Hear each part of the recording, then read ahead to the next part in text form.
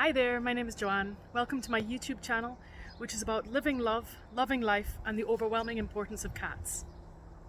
I wanted to record a video today because I had a coaching session yesterday and my coach asked me a really simple question, but very difficult to answer, or at least I found it difficult.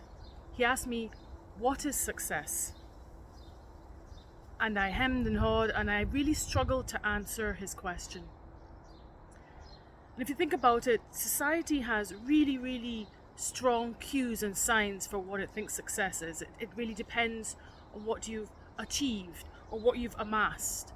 And we start teaching our children this even from a very young age. Babies and toddlers are praised for learning to crawl and to walk and for getting things right.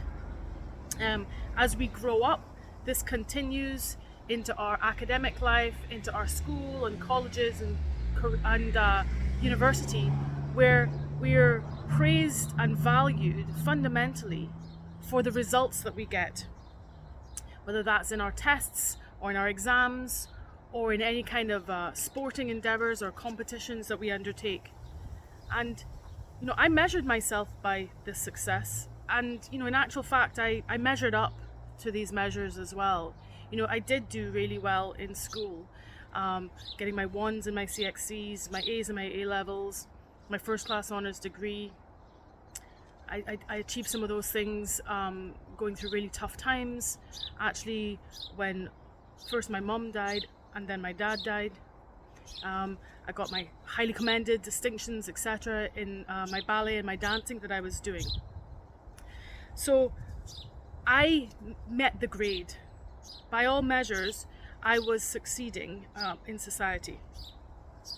That measure of success continues into adulthood, perhaps with a less clearly structured blueprint of what success looks like, but still again with those really strong cues of getting a good job, earning a certain amount, promotion,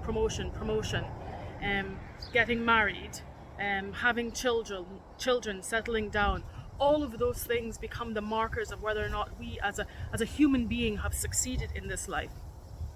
And again, I'm blessed to have many of those things in my life, but the truth is that I think how I've experienced all of those things has not always felt successful.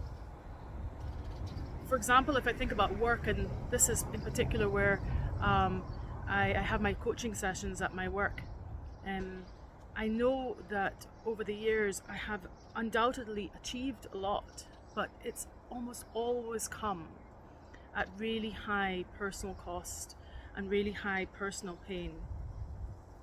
I've often not really been able to see my own worth and my own value unless it's attached to a promotion or an excellent appraisal or recognition. Fundamentally, unless it's attached to external validation of what I'm doing by others. And so throughout this time, although I'm doing the right actions and getting these good results, I've really struggled to find the joy in the process and in the journey. And in a sense, I felt doomed unless someone else was telling me that I was doing a good job, which I was.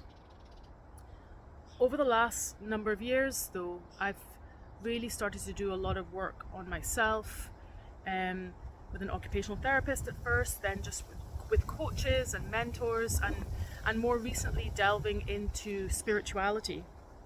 And what I've come to realize is that success is not a thing. It's not a result. It's not an act or an action. And it isn't how productive I'm being. I can do all of those things and still not feel successful, because that's the point. Success really is a feeling. It's a feeling of contentment in myself. It's a feeling of love for who I am. It's a feeling of compassion for myself.